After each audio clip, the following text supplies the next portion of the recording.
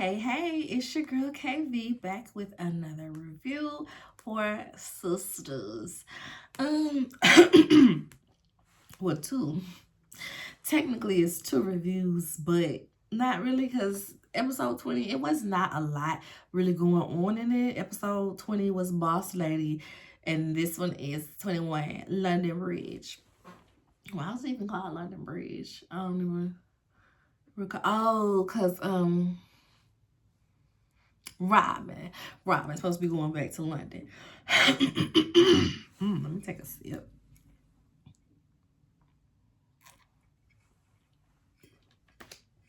I forgot that I didn't even do this review until I saw that today is the finale, and I was like, I ain't did the last two reviews, so let's get this going. Episodes 20 and 21 just kind of lumped in the important stuff. 20 wasn't really given a whole lot. It was more so the setup for the finale. Like the beginning of the setup for the finale is how I feel. So, Danny and Andy are in mediation to get Danny her job back. Andy ends up getting her job back pay for the month that she been off work, and $75,000 for her troubles. I said, is this real life how this can go? Because if so, I might need to call Andy to be the lawyer for one of my past employers. Anyway, the lawyers leave out. They back to giggling and girlfriends, and Tony is trying to act all pitiful with Danny. Why are you doing this? Why are you doing this? And it's like, because you don't listen. Like, it's really that simple. He trying to be her little handsome prince, but she don't want to be like Cinderella, sitting in a dark, cold, dusty cellar, waiting for somebody to come and set her free. She don't want to be like someone waiting for a handsome prince to come and save her on her own. She will survive. Okay? Word to the cheetah girls. He's like, well, where do we go from here? Nowhere. What do you mean, where do we go from here? Our relationship got us in this situation.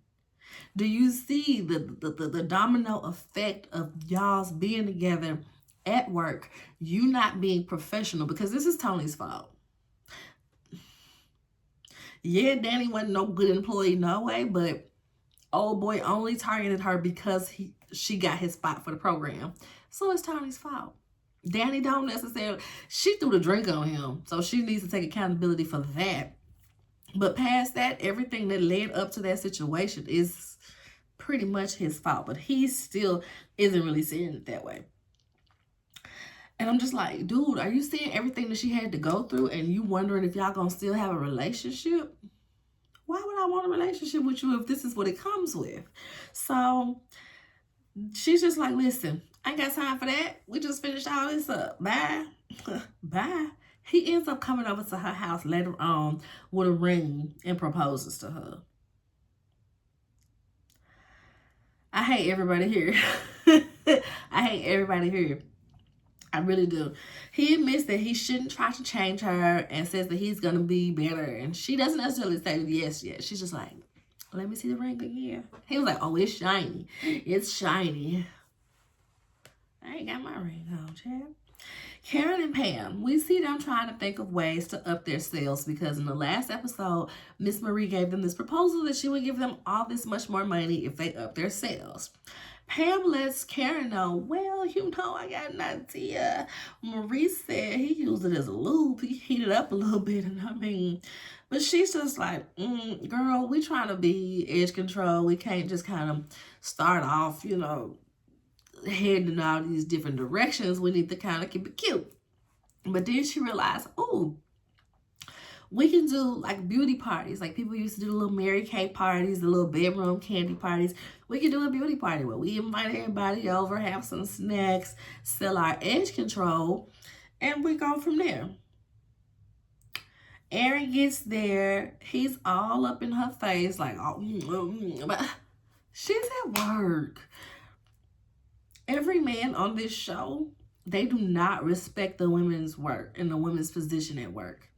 They come to their ladies' jobs and just try to hug and kiss up on them, have a conversation, do this and do that, like they don't be in the middle of working.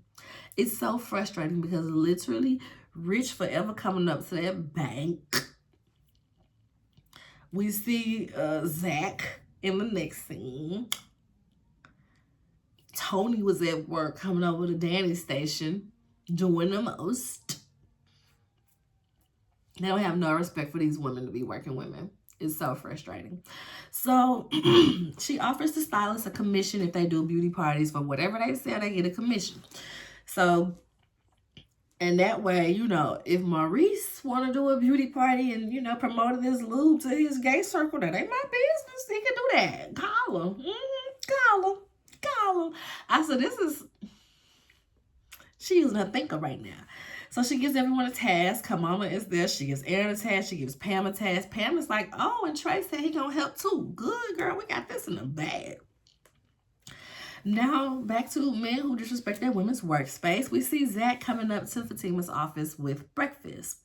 He's been hella unprofessional. And like I said, I just be so annoyed because they're in the hallway just having this conversation. Like, she's not even a boss at her job to feel like she can have this type of freedom for you to just be walking in with breakfast. Like, yeah, let's go have breakfast.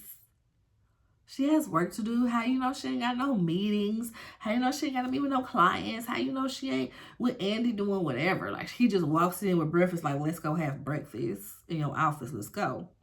No, she's like, boy, gone on. This is a big day for Andy, and I need to be on. I ain't got time to be, you know, playing around and stuff. I don't need her to think I'm taking advantage of her. He's like, oh, is she power tripping already? She power tripping like Robin already? She is at work.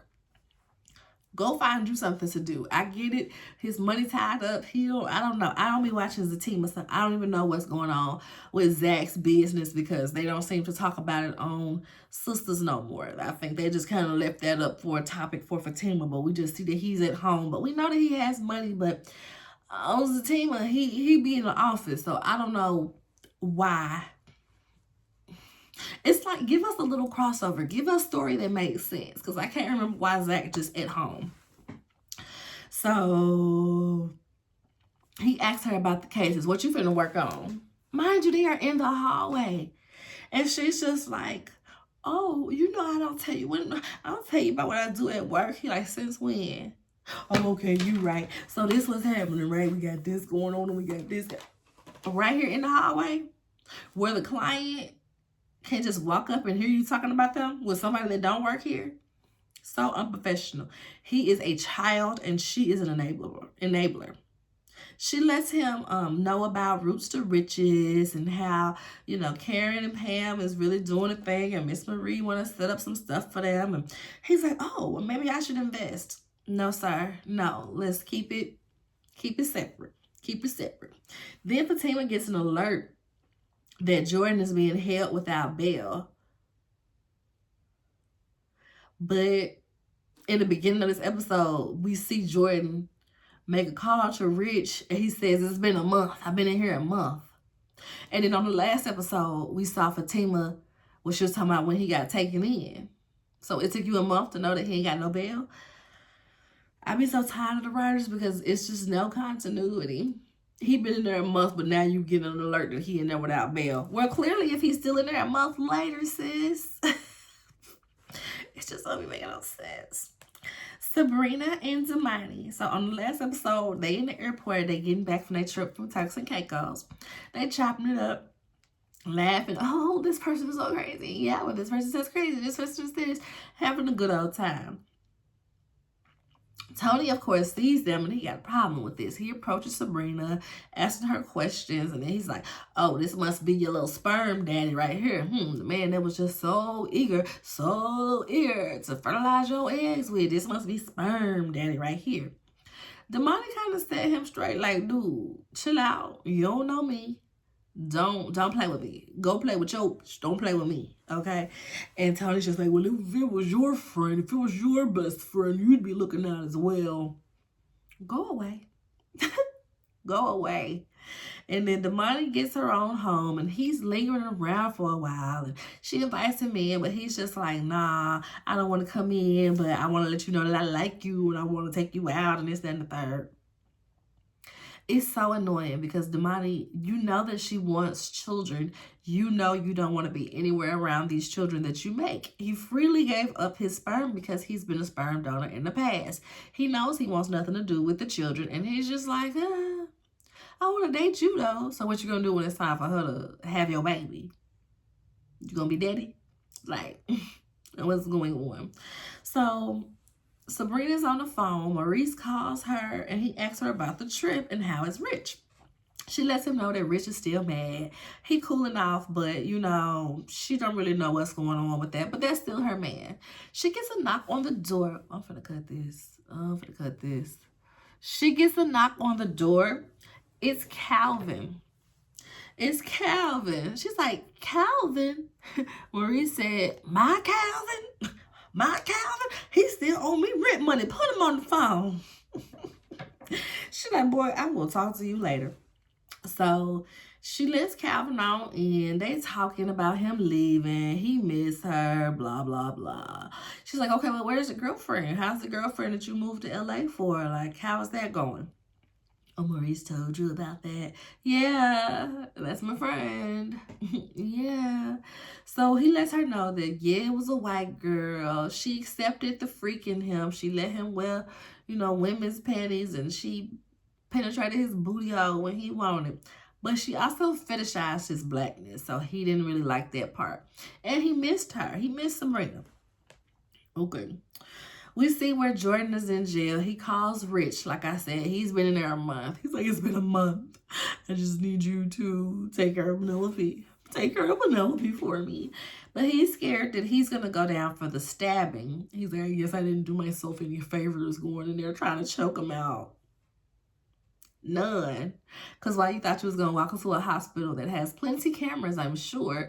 You ain't got no hat. You ain't got no disguise. You're just walking there and trying to choke this man out. Yeah, Jordan, I wouldn't be mad if you go down for the stabbing too, because you and Penelope get on my nerve. Y'all get on my nerve. So Penelope, speaking of her, we see her coming to the farm and she's asking Robin for help with Jordan.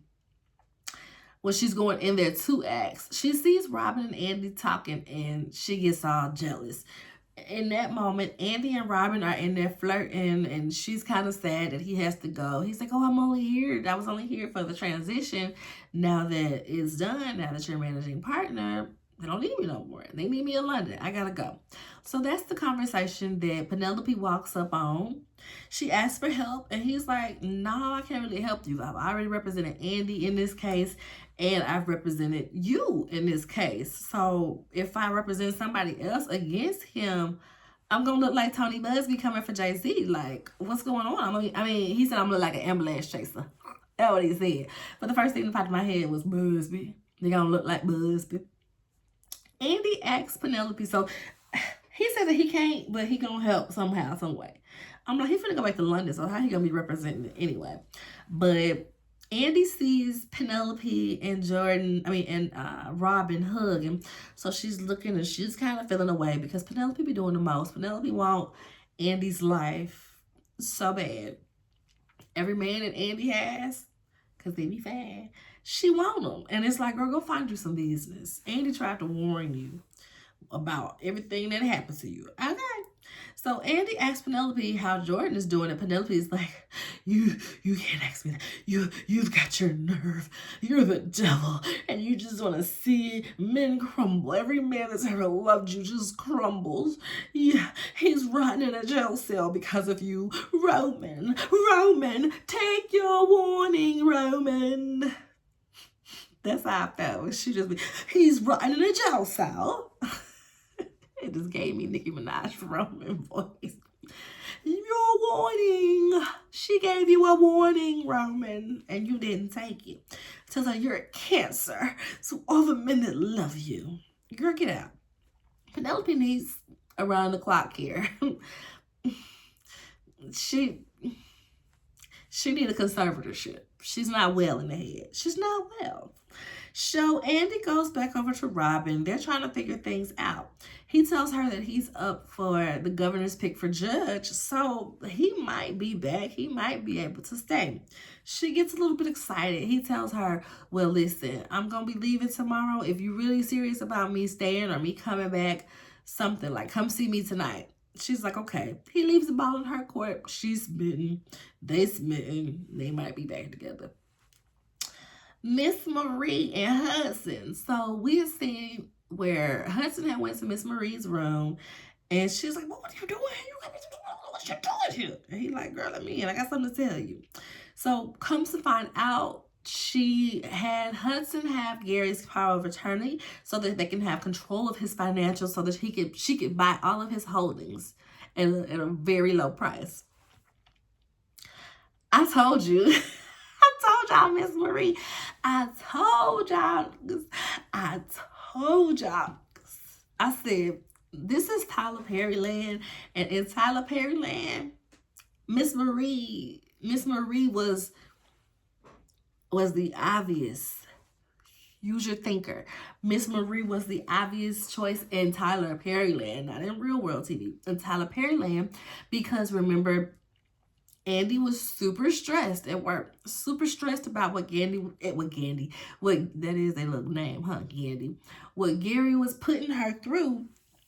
And she was at work crying, acting a fool. And when she let Miss Marie know what was going on, she said, don't worry about that. I'll handle it. I'll handle it. So even though we don't know who went through with physically stabbing him, we know that Miss Marie had a part in it so that she can get financial control of his holdings, right? So they're sitting there talking about the power of attorney, how it's doing, yada, yada, yada. Because Hayden has gotten the power of attorney thing rescinded. So he goes up there, tells Gary, hey, you good? He ain't your power of attorney no more. Let's get on out of here. They go to Gary's office. He is making sure that Gary's memory is not back, so he's asking him a few questions and everything like that. Gary appreciates Hayden helping him. And he's like, thank you, man. You my friend. And thank you for helping me. Thank you. And he's wondering how Hudson had his power of attorney in the first place. In walks Hudson, telling me, oh, should my ears be ringing? And he's so confused. Why you don't trust me, Gary? What do you mean? Everything I do is for you. Hayden is like, do y'all need a minute? Cause it was sounding like some lovers quarrel, right? It was getting weird. I don't know. It's getting weird. But I still gotta get this watch though. Words Nene Leaks. So he's like, nah, we don't need a minute. He's fired.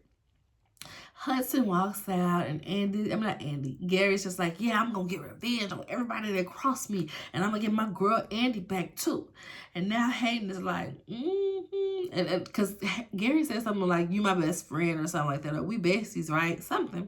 And now Hayden tell him like, yeah, we were best friends until you started smashing my girl. And Gary's like, what? Huh? Oh, you don't remember? You don't remember Tamara? You don't remember Tamara? Because everybody feels like Gary has his memory back, but it doesn't seem like Gary has his memory back. Like, I remember a few episodes, everybody was like, he had his memory back. He had his memory back. We knew he was lying. We knew he was lying, but it's not given that yet. Maybe in the next episode, we might see something where he's like, yeah, I know I smashed your girl. I was going to wait for you to tell me. But for right now, it's not given that he remembers these people, because I feel like if he remembered when Jordan came in there trying to choke him out, he would have laughed at him like, boy, ain't nobody studying no Penelope, and ain't nobody studying you. You know what I mean? Arrogant Gary would have had some words to say instead of being like, I don't know no Penelope. Yeah, Andy, the love of my life. What you mean? Like, clearly it's giving short-term memory loss still. That could change next episode though. Not saying that, not ruling it out. So Hayden is like, yeah, I found out you was smashing my girl the night of the wedding. Yeah, I did grab a knife from the kitchen and all that, but I ain't the one that stabbed you. So He was like, I helped you, get this power of attorney stuff taken care of so that we even. You ain't gonna pin this on me. You know I ain't do it. So leave me and my girl alone. Because if you don't leave me and my girl alone, you ain't gonna be in the hospital. You gonna be belly up and legally near. And Gary's like, you must really be my best friend, huh? And Hayden's like, too soon. And walks off. And that was it. See how I did 2 episodes in 20 minutes? It don't be getting like that. Tyler Perry. I just finished watching Beauty and the Black yesterday, y'all. Tyler Perry is great for a plot. He is amazing at giving us a plot. Now, the script to carry out that plot leaves a lot to be desired. It leaves a lot on the cutting room floor. It leaves a lot of the plot and how we got here out. But that's Tyler Perry, because that's how I feel about Beauty and the Black. It is very much the repetitive, we ain't said but 2 sentences in this 5-minute scene because we just keep asking the same question. Where's my sister? My wife is dead. I like Beauty and the Black was good though. We enjoyed that. I enjoyed that. But Tyler Perry is good for a plot, but not good for a script, baby. It's we're going to support it, so it don't even matter because we're going to support regardless. He keeps a lot of Black actors employed. He keeps some of the greats. Because even with Beauty and the Black, we got Richard Lawson on there. We got Debbie Morgan. We got some Black legends where it's like, I'm going to watch it. I'm going to watch it. But yeah, that's Tyler Perry, y'all. Make sure y'all like the video. Thumbs up me. Subscribe to the channel if you ain't already. Comment. Let me know what you think about this episode, this review, this season. Y'all think Karen gonna finally go into labor on this finale? If Karen don't go into labor on this finale, I know something. I'm gonna be mad. She been pregnant like 4 years. It's people that's in the Facebook groups real deal arguing. Folks is taking up for Karen like they stay cousin. I'm so sick of y'all asking why Karen's still pregnant and da-da-da-da. I mean, this one lady was so worked up, y'all. Folks was in the comments like, you know this a show, right? you know this a show, right? We allowed to ask, why she 4 years of pregnant. It's been 4 seasons, this girl's still pregnant. Penelope done lost the baby. We done did a time jump with Jordan's being in jail a month, and she's still pregnant. Belly ain't grew no bigger. We're allowed to ask that. Hell, even the characters is making fun because Zach and Fatima had a little joke like, man, I feel like Karen been pregnant forever. So people be really getting mad, taking up for Karen on us asking why she ain't had these babies yet. But yeah, y'all, that is it for this episode. I get to y'all probably Friday or Saturday. Oh, well, Saturday is my baby's birthday party. I need to call the skating rink because it's supposed to be raining and my baby wanted a backyard bouncy party. But it ain't looking like that's going to happen. I'm going to go to the skating rink like I wanted. The lower effort party. Anyway, y'all have a good one. Thumbs up me, like the video, subscribe, comment, all the nice things. Share the video, all of that. Bye.